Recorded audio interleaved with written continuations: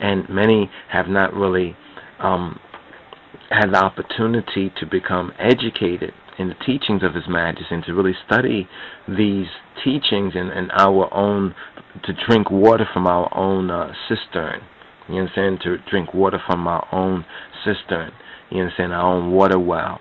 And this is it. This is why we're doing what we are doing, because as we study it personally and in certain groups and among certain family members and beloved ones, and what we learn when we study, we recognize that so much of the lack of progress and productivity is because we have been ill prepared, you understand, and miseducated as well, and not educated at all about the half of our story which we have not been told. And here we're referring to the Ethiopic Genesis. So in chapter 21 of Genesis, we find the birth of Yitzhak, Ledet, the bondwoman and her son, or Ishmael is cast out. There's a reference there to Galatians chapter 4 verses 21 to 31, and we would advise the sisters especially, but everyone, to get a copy of the teaching that we did recently on Sarah and Hagar and Sarah as well. So there's a footnote here that we need to reference as well, but let's go through the other portion. In this chapter we have Abraham at Beersheba. He also reaches a place called Beersheba. So what we will learn what is really in these stories, what is in the logos, what's in the mythos, what's really there. We don't have full opportunity to go into all the details in these postings that we do, whether on the YouTubes or the audio dissertations and some of the teachings, because there's so much to be found in here. And each of these portions here of the chapters of the mi'raf, each bait, each paragraphical story or mythos or teaching, there is levels to it that sometimes we have the opportunity to, and the Spirit guides us, and we go into so much hidden wisdom, you understand, precious hidden wisdom, that to try to attempt to do that at this time would not be progressive or productive. But let's just cover chapter 22. Chapter 22 is the offering now of Yitzhak. Yitzhak Mesawa'it, which is a type, now becomes a type of Christ.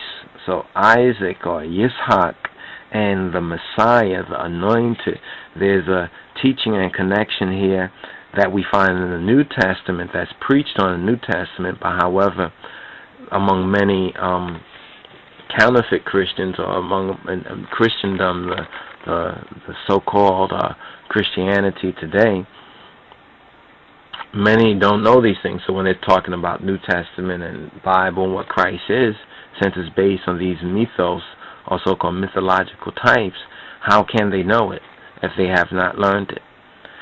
So chapter 22 has the offering of Yitzhak, as well as the Abrahamic covenant is confirmed. So the end of this sabbatical reading and study gets to the confirmation of the Abrahamic covenant, or Al-Kidan, the word of agreement of Abraham, now was confirmed. It now was made firm. In a sense, it's when we say in law nowadays, a law has been ratified. So when we get to the last bait portion of the fourth Sabbath, Vayera Sabbath, Tegelet reading, we will find that the Abrahamic covenant, or the covenant with our ancestor Abraham, is here made firm, is ratified, has been confirmed. And it's very important for us to understand that in the law, when a law has been ratified and confirmed, it's been put into effect. So this means that prior to this was the preparation of the covenant, the preparation of the people in the covenant, of each party, like the negotiations. Let's call it, like when we look in the business world, we call it negotiations. So we have, prior to the confirmation, we have the negotiations concerning the covenant, the announcement, you understand, different articles. You understand, just like if you have a covenant or a contract today, there are certain articles, you understand, certain sections that explains each party's responsibility in this particular covenant and what each party gets out of this. You understand? What each party must do, as well as sometimes what each party must not do. So when we come to Genesis 22 verses 15 to 24, is the Abrahamic covenant has now been confirmed, has now been ratified. Now the word confirmed, you understand, firm, something now that's been firm, it's been put into place. You understand? In ancient Egypt, it would have been that this is like been carved into stone, and so to speak. You understand? And it's interesting because when we go through it, we'll see how this was done, the lead up to it, and so forth and so on. Now, let's just backtrack a little bit to chapter 21 and the birth of Jesus, solving these consequences or results that have emanated or have come out of the spirit of this area of Scripture, Genesis chapter 21. But now, we touched on that contrast of Sarah and Hagar, or Agar, and the two covenants. So stay tuned for that particular, or contact us and request that particular teaching on CD or DVD or whatever's available. Primarily it'll be on CD. As we have opportunity, we expand on it with word pictures and we put it on DVD. But the primary audio dissertation and teaching is on CD. So if you're interested, then contact lojsociety.org. You can go to our website, contact us, and request it.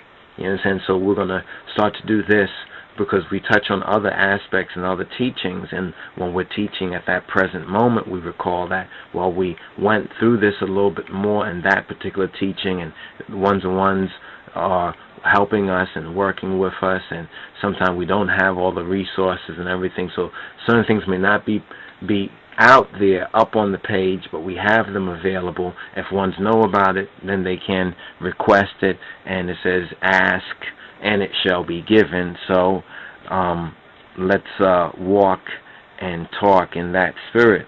Now,